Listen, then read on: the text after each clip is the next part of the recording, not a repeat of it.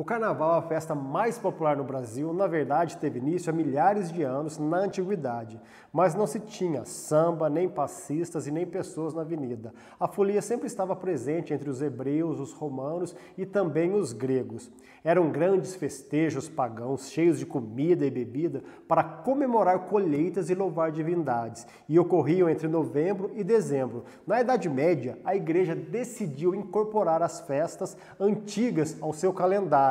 O carnaval, então, passou a corresponder aos últimos dias antes das limitações impostas pela quaresma. Então, nesse tempo, dos famosos 40 dias sem carne até a Páscoa, você poderia simplesmente ter a última chance de apreciar um suculento bife antes das privações, até a Sexta-feira Santa. A festa foi se desenvolvendo e no século XIII começaram a surgir os bailes de máscara, principalmente na Itália, que os personagens da comédia dell'arte eram as primeiras fantasias de carnaval, totalmente restritas à nobreza. A partir do século XIX, as máscaras e fantasias se popularizaram e fizeram parte das festas em toda a Europa. E os personagens mais queridos eram o Pierrot, a Arlequim e também a Colombina da comédia dell'arte, presentes até hoje nessa grande festa popular.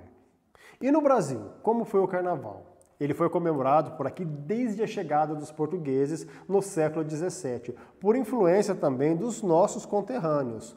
As celebrações resumiam-se ao entrudo. Nessa época era uma grande bagunça, feita principalmente pelos escravizados, com direito à guerra de água, farinha e também limão de cheiro. A pintura Cena de Carnaval de Jean-Baptiste Debré retrata como eram os entrudos no Brasil durante o século XVII. O entrudo consistia na ocupação das ruas, das cidades e também nos espaços rurais. E mesmo dentro das casas, o pessoal passava dos limites, jogava café, tinta, groselha, lama e até urina. Em Poços de Caldas, quem é dos anos 70 ou 80 deve se lembrar que a tradição teve algumas adaptações, como espirrar água em bisnaguinhas ou até lançar barro e ovos nos ônibus que circulavam pelos bairros. No calor de fevereiro ou março, não eram poucos os ônibus de transporte coletivo cheirando a ovo podre, com as janelas totalmente fechadas e a molecada correndo atrás.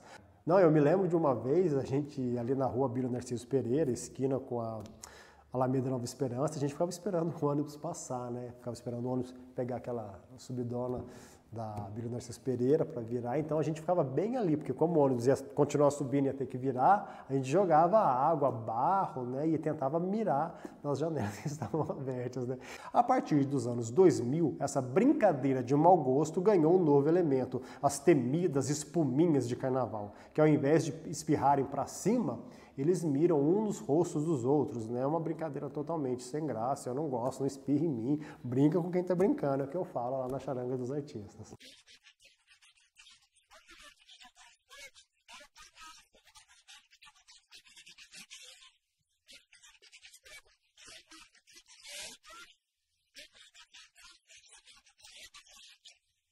O carnaval em Poços de Caldas, de acordo com a dona Nilza Botelho Megali, nesse livro aqui, Memórias Históricas de Poços de Caldas, ela narra como era nos anos 80, as ruas ornamentadas com motivos carnavalescos, ferviam de curiosos e foliões que se acotovelavam ali para apreciar o movimento e aproveitar da melhor maneira possível os divertimentos do efêmero reinado de Momo. Os carros alegóricos muito enfeitados, rodeados de moças e rapazes, usando as mais ricas e variadas fantasias. Eu lembro de uma curiosidade que a gente teve bem antes do carnaval, acredito que foi entre os anos 80 e 90, anos 80, que disseram que o vulcão ia explodir no dia do carnaval, que o vulcão ia entrar em erupção. Então foi uma das fake news da época que deixou a população assim polvorosa, todo mundo ficou muito preocupado, não existia internet, essas coisas todas, e passava de forma oral. E quando chega no meio da avenida, bem ali, onde foi durante muito tempo o Cine São Luís, a escola Sacipô trazia um dos carros alegóricos, um vulcão lindo, feito no carro, e bem no meio da avenida ele explodia em confete, serpentina e glitter, coisas brilhantes, e aí que a gente se tocou, era esse, Então foi assim uma grande propaganda em prol da Sacipô. Poços de Caldas, por ter sido o roteiro dos cassinos, também teve destaque no carnaval no Brasil, desde a época dos intrudos. Mas uma das representações mais antigas foi em 1893, com o surgimento do clube carnavalesco Valete de Ouro, com os figurantes vestidos de calção curto, capa de cetim, imitando a indumentária dos congos e também usando máscara. No início do século, apareceram os limões e laranjinhas de cheiro, feitos de leve camada de cera, recheados com água perfumada e colorida, que eram lançados galantemente nas senhoritas, bem em cima do coração ou em transeuntes distraídos. No começo do século XX, Poços de Caldas era parada obrigatória para veranistas. Temos notícias em Poços de Caldas do Grupo Félix, organizado em 1925 por jovens hospedados no hotel da empresa. Então eles homenageavam o endiabrado gatinho da Paramount. E o advento dos carros conversíveis trouxe ao carnaval de rua um novo elemento, o corso, onde as moças muito bonitas, fantasiadas, manifestavam sua alegria cantando e atirando serpentinas coloridas e confetes e lança-perfume, ainda era permitida, nos espectadores. E em 1938, fez sua estreia em nossa cidade o primeiro Rei Momo, personificado pelo palhaço Arrelia. No período das guerras, as famílias abastadas, impedidas de viajarem para a Europa, passavam a temporada de férias aqui, em Poços, e os cassinos lotados, começaram a apresentar caríssimos shows pré-carnavalescos. Então a cidade pegava fogo mesmo. Em 1952, aconteceu um espetáculo inédito, que permaneceu na memória de muita gente que assistiu.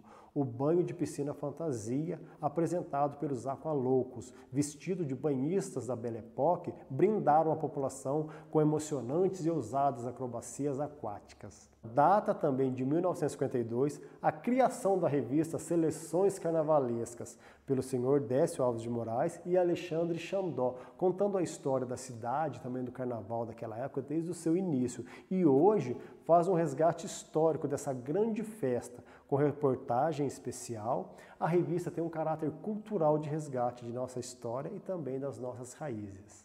Na década de 60, os salões continuaram fervilhando de foliões, mas o carnaval de rua sofreu uma queda vertical com a proibição do lança-perfume e as restrições policiais também.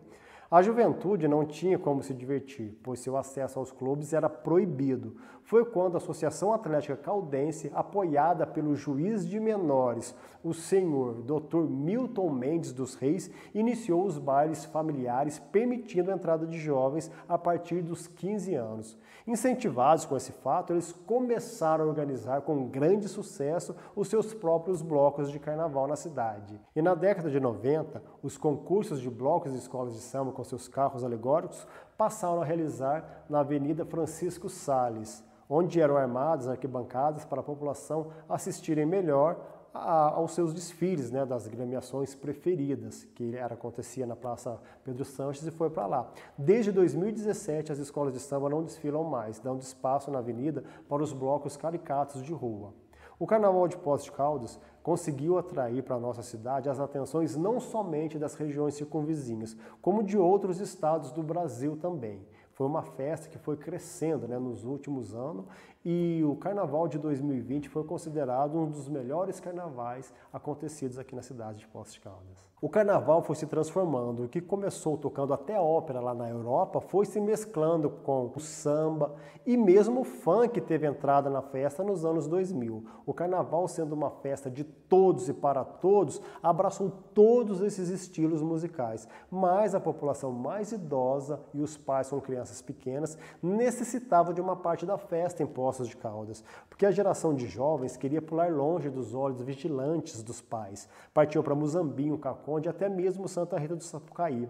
E em 2001 surge em Poços de Caldas o que seria um divisor de águas, desde os anos 60, quando a Caldense abriu para os mais jovens. 7 grupos de teatro local foram chamados para uma reunião com Anésio Avelar, coordenador da área cultural da Prefeitura de Poços de Caldas. Em uma reunião no Complexo Cultural da Urca, dá início a uma das tradições mais divertidas do Carnaval de Poços de Caldas. Revivem as marchinhas, os cortejos e a charanga dos artistas surge de maneira modesta, mas com o tempo vai se consolidando e chega na marca de 20 anos de sucesso, considerado um dos melhores carnavais da cidade. Um dos pontos mais divertidos da charanga dos artistas é a escolha da personagem que irá divertir os presentes.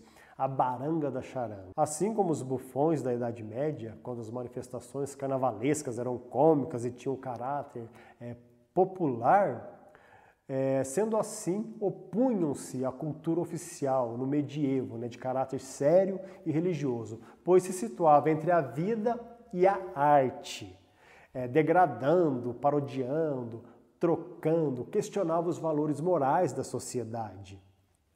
Além de renovar a vida, fazia a manutenção da própria estrutura social pelo riso e também pela festa. Assim é a baranga, a personagem cômica de caráter grotesco que leva o riso, expondo de maneira divertida a sua beleza exterior. E esse ano a alegria seria passada por Artemisia Vulgaris, personagem de Dema Mello. Mas o ano que vem, o Dema vem reinando com a baranga, Artemisia. E além dos artistas, dos dançarinos, do pessoal do circo, do teatro, da dança, dos músicos, da banda do Miguelzinho, de todo o público, a charanga também possui os seus bonecos gigantes. Hoje com cerca de 2,5 metros a 3 metros, homenageando pessoas da cidade. Centenares de artistas brasileiros ou não. Também fatos históricos, pontos turísticos e também folclore de nossa cidade. A tradição de construir bonecos gigantes surgiu na Europa, provavelmente durante a Idade Média também. Naquela época começou com as religiões pagãs na expressão de seus mitos. Ficaram muito tempo escondidos por medo da Inquisição. Chegaram ao Brasil com os portugueses desfilando inicialmente em procissões e festividades religiosas, na figura de bufões ou reproduzindo santos católicos. Em Olinda, a brincadeira começou com o Homem da Meia-Noite, há 89 anos. Segundo o conhecimento popular, todos os dias, exatamente à meia-noite, um homem muito bonito seguia pela rua do Bom Sucesso. Ele fazia sempre o mesmo caminho. Depois de um certo tempo, as moças descobriram a rota dele e passaram a esperar escondidas atrás da janela para admirar o belo homem que atravessava a rua. A fama desse costume foi se espalhando e virou uma brincadeira de carnaval. Fizeram um boneco bem grande, todo bonito e elegante, de terno, gravata, chapéu, para passar a meia-noite, começando a festa de carnaval já na sexta-feira. E a curiosidade é que até hoje o boneco faz o mesmo percurso do Homem da Meia-Noite.